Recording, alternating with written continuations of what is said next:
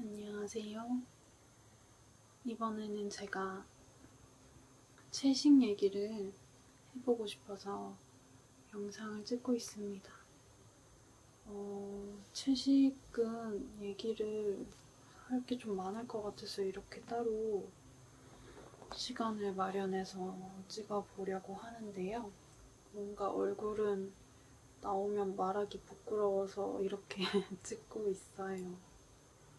이해해 주시길 바라며. 우선에는 제가 채식을 시작하게 된 계기, 그것에 대해서 얘기를 해볼게요. 사실 채식에 관심이 정말 많았었어요. 어렸을 때부터 저희 집에서 항상 강아지를 길렀었고 또 동물을 정말 좋아해서 항상 그 동물을 먹는다는 것에 대한 죄책감은 되게 어릴 적부터 느껴왔던 것 같아요. 그래서 중학교, 고등학교 때부터 언니랑 여러 가지 영상이나 글 같은 걸 좀 찾아보긴 했었는데 그거를 찾아보고서 막 엄청 울고 진짜 채식을 하자 이렇게 해서 고등학교 때인가 20대 초반인가 언니랑 채식을 하자고 채소장을 막 많이 봤던 적도 있었어요. 그래서 절대로 고기를 먹지 말자 그냥 그렇게 그때는 급한 마음으로 고기를 끊자고 했는데 거의 한 이틀, 3일 만에 실패를 한 거예요. 제가 워낙에 육류를 너무 즐겨 먹었었고 죄책감은 있지만 그것을 먹는 것은 어쩔 수 없는 일이라고 저 자신에게 되게 약간의 합리화를 했던 것 같아요. 그래서 어쨌든 나는 언젠가는 채식을 해야지 그런 마음으로 이렇게 시간이 많이 흐르게 되었어요. 그러다가 작년 말쯤에 이제 2019년 12월 달에 이제 제 SNS 친구분께서 그분은 비건 지향인이셨는데 이제 그 비건 지향의 좋음을 알리기 위해서 인스타그램에다가 본인이 할 수 있는 비건 지향적인 행동 혹은 비건 음식을 해먹은 것을 이제 포스팅을 하고 그것에 대한 생각을 적어 올리면 직접 만든 엽서를 주신다고 하셨어요. 그래서 저는 되게 그때 당시엔 진짜 가벼운 마음으로 제가 일을 하고 있었는데 그 일터에서 해먹을 수 있는 샐러드가 있어요. 새우 샐러드였는데 그 새우를 빼고 이제 채소로만 해서 샐러드를 먹은 사진을 올리고 제가 역시나 관심이 있었으니까 그것에 대해서 실천할 수 있는 행동들 그것에 대해서 이제 글로 정리를 해서 같이 포스팅을 했어요. 근데 그러고 나서 갑자기 내가 이걸 포스팅을 했는데 이 마음을 쉽게 포기하기가 어려운 거예요. 뭔가 쭉 생각을 해와서 그랬었는지 모르겠는데 그걸 포스팅하고 나서는 육류 섭취를 잘 못하겠더라고요. 신기한 일이죠. 아무튼 그래서 그때부터 이제 그러면은 그냥 고기를 먹지 말아볼까? 이런 생각을 하게 돼서 이제 그때부터는 거의 육류 섭취를 가급적 하지 않고 페스코 베지테리언으로 살고 있습니다. 최대한 비건 지향을 하면서 사회생활하거나 어쩔 수 없을 때는 페스코 식단으로 먹는 그런 삶을 살고 있습니다. 그러니까 지금이 12월 중순이니까 거의 1년 정도 되었어요. 얼마 전에 1주년이 딱 넘었는데 저는 어쨌든 완벽하게 하지는 못하고 있으나 꾸준히 죽을 때까지 최대한 오래 이 비건 지향 생활을 지속하려고 합니다. 그렇게 해서 제가 채식을 시작하게 되었어요. 그리고 채식을 어떤 식으로 제가 실천을 하고 있는지 몇 가지 말씀을 드리자면요. 제가 원래 고기를 되게 좋아하긴 했지만 자주 먹지는 않았어요. 샐러드도 좋아하고 탄수화물도 좋아하고 되게 간 없는 그런 건강식도 좋아하고 그래서 제가 원래부터 먹는 식단에서 고기가 들어간 음식이 별로 없었어요. 그래서 좀 특별한 날이나 되게 먹고 싶을 때 먹는 그런 고기들이 아니면은 채식 식단에 되게 어긋나는 게 별로 없었기 때문에 어렵지 않게 지금까지도 하고 있습니다. 지금도 가끔씩 너무 먹고 싶을 때는 한 번씩 먹기는 해요. 근데 그때 먹었을 때 우선에는 기분이 별로 좋지 않더라고요. 내가 딱 기대를 하고 먹었는데 내가 상상했던 그 맛이 아니고 상상 속에서의 그 맛이 더 맛있게 느껴지면서 약간 자괴감도 들고 이럴 거면은 내가 왜 먹었지? 이런 생각을 잘 하게 되더라고요. 몇 번 먹었을 때. 그래서 이제는 진짜 안 먹어도 나는 괜찮겠구나 싶고 얼마 전에는 또 가족들이랑 식사할 일이 있어서 어쩔 수 없이 좀 먹었는데 이제는 오히려 속에서 거부감이 들더라고요. 그래서 저는 이제 먹지 않아야지 하고 다짐을 다시 했답니다. 요즘에는 이런 냉동식품이나 인터넷에서 이렇게 포장해서 파는 음식들 중에 채식 음식들이 많이 나와 있어요. 뭐 검색창에 채식이라고만 쳐도 밑에 아주 많은 음식들이 뜨더라고요. 그래서 저는 먹어봤던 게 만두랑 라면이랑 핫도그, 비건 고기로 만든 불고기 같은 거랑 비건 스테이크, 뭐 그런 것들 냉동식품도 사서 많이 먹었고요. 제가 평소에는 파스타를 좋아해서 파스타를 주로 해먹는데 거기에는 알리올리오를 만약에 해먹는다고 치면은 마늘이랑 올리브유, 파스타면 요 정도밖에 안 들어가니까 후추, 소금 이렇게. 그래서 저는 어렵지 않게 비건 음식을 먹고 있고요.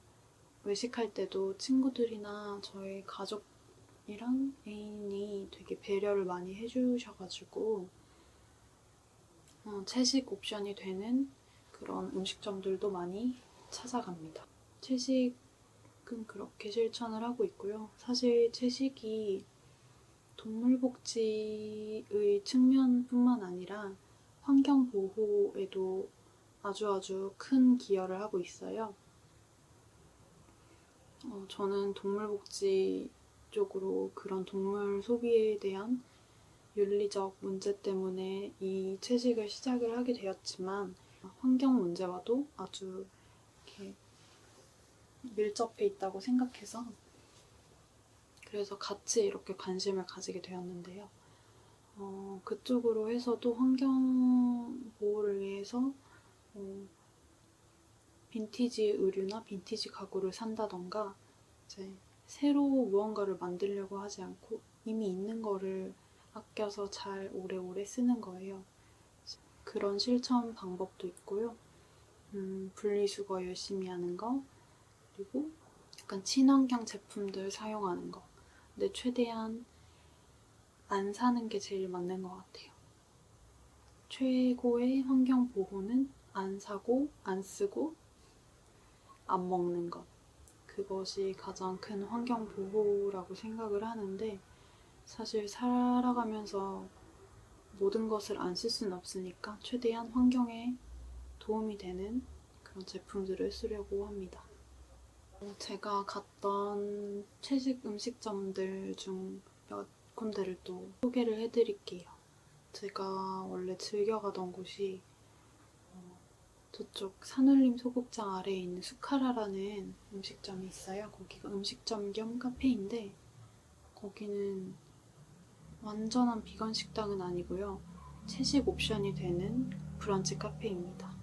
거기에는 되게 친환경적인 유기농 원료로 만든 음식들이 있고요.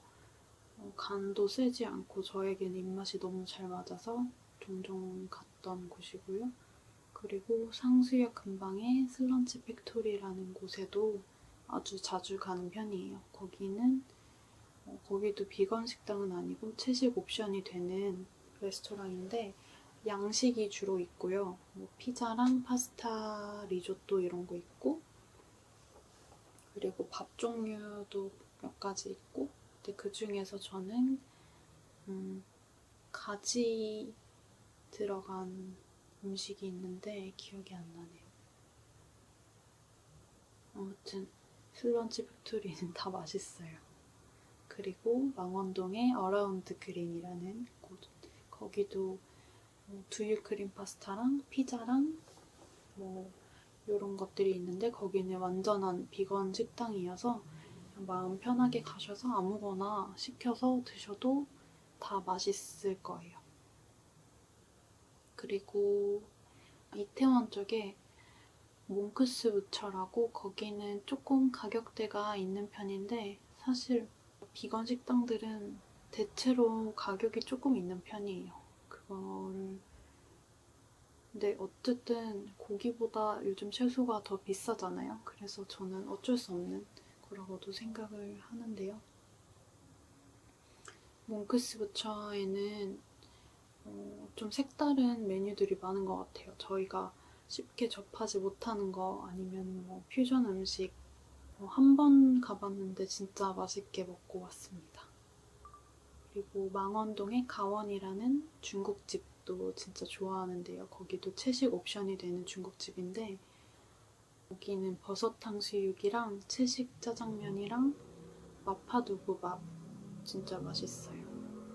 추천합니다. 제가 채식을 하면서 좀 도움이 됐던 다큐멘터리나 글이나 영상 등을 또 소개를 해드릴게요.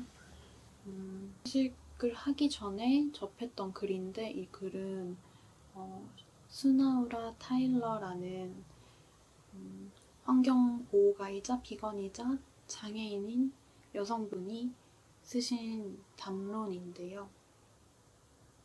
제가 아주 감명 깊게 읽어서 이 글을 핸드폰에 즐겨찾기 해놓고 계속 켜두고 있어요. 가끔 생각날 때마다 가서 읽으려고요.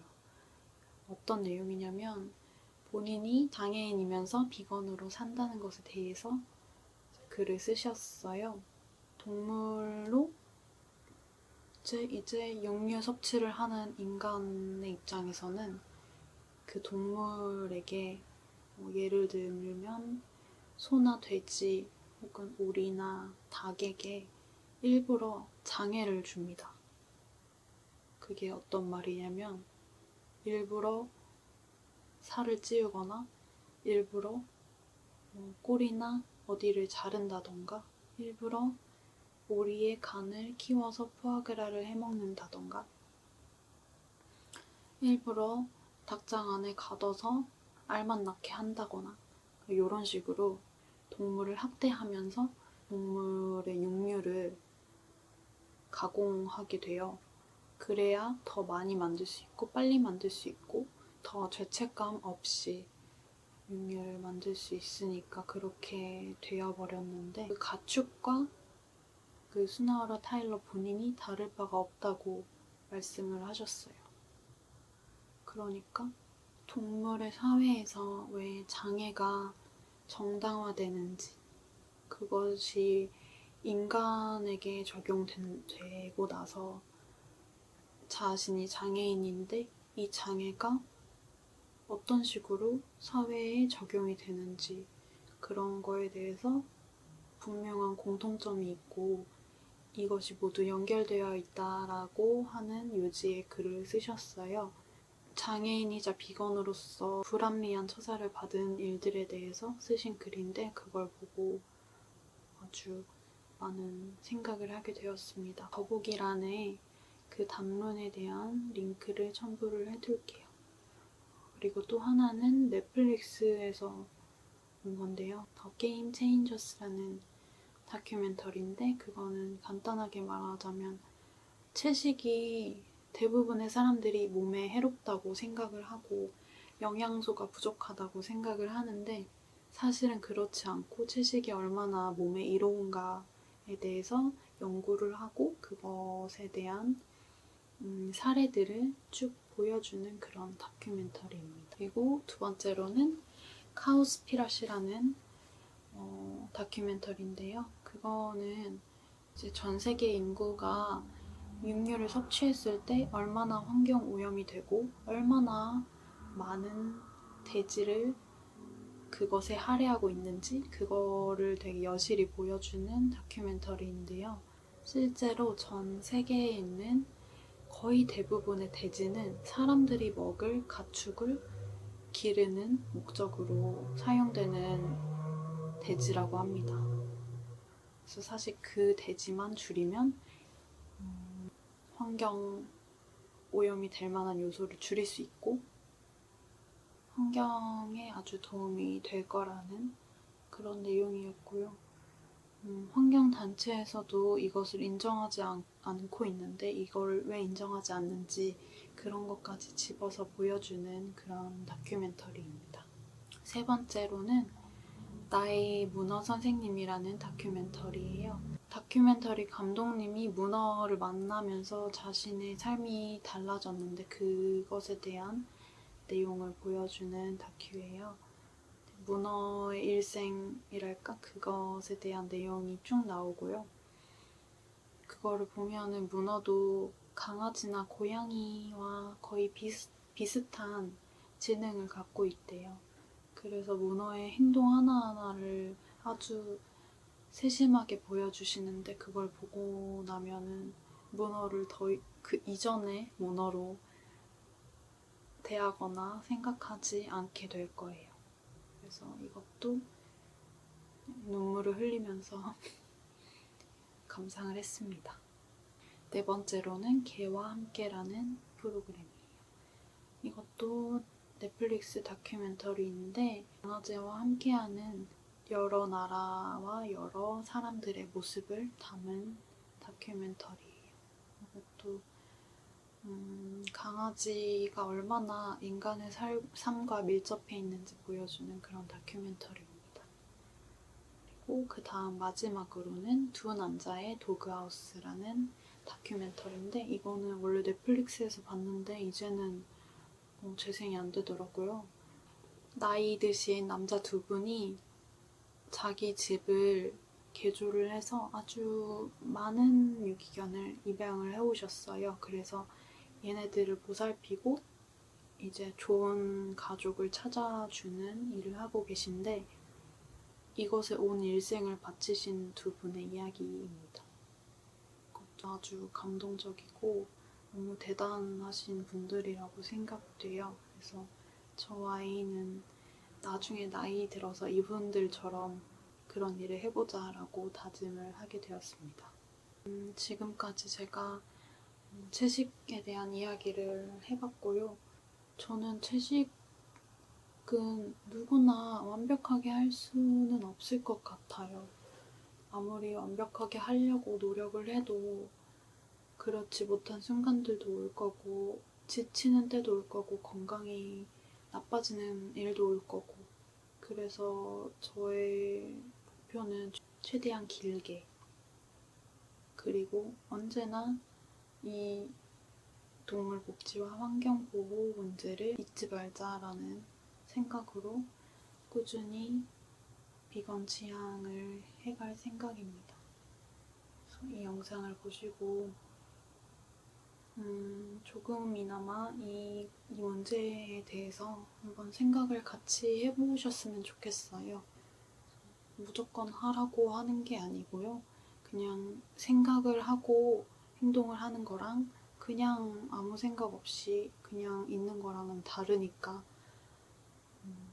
여러분의 일상생활에도 도움이 될 거라고 생각을 합니다. 지금까지 영상을 봐주셔서 감사드리고요. 다음번에도 이렇게 저의 생각을 이야기해보는 시간을 좀 만들어 보도록 할게요. 감사합니다.